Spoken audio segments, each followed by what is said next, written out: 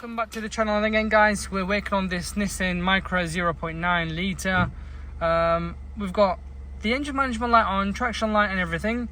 I'm going to turn it off. There is a bit of lacking in power. In your case it may not, it may be. I'm going to go through this fault code so you can see where the sensor is, what to look for.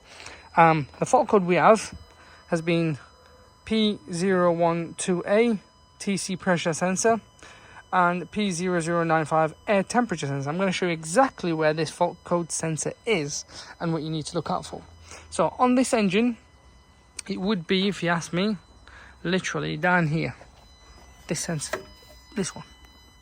Let me just give it a clean so you can find the part number. There you are.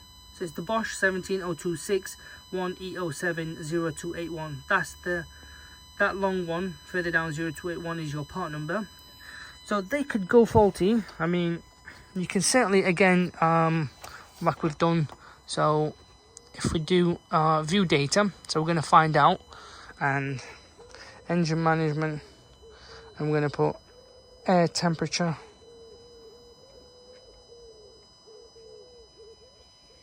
So here we've got 5 volt showing, which doesn't look.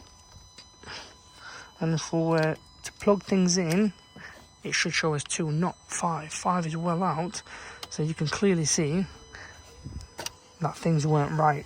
But obviously everything's fixed in this sense. Before, in the past, it was showing us 5, and that was due to a wiring break in this here. So in your case, before you start doing anything, check the wiring there. I know my video isn't the best, sorry. It's a bit of a dull one, but yeah, check that wiring there, see if it's good, which it wasn't on in this case, and it was the wiring giving us this, giving us them fault codes on the screen, on the cluster.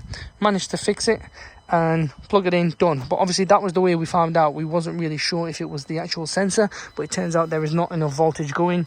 And if we plug it in, we get 2 volts, nice flow. I'm using the iCost of CLMax P, obviously, to do these live datas. Quite a brilliant piece of kit. And if it was to go back on, this guy's read fault code, so it should be past now rather than current. And if we do fault code, erase, so you can see no fault codes. In your case, if you're getting that and the sensor's fine, as in like the end cable that plugs in, that's fine, you're getting voltage, I would buy an OEM original sensor rather than faffing around with an aftermarket, because they are known for it to not work. So buy an OEM genuine one. It's literally that bolt there that you take off, and then literally put the new one in, and you're done and dusted. And if you have a machine, I do recommend you need a machine, obviously, to reset it and for them fault codes to go. But there you are. That's where it is, and that's what we got.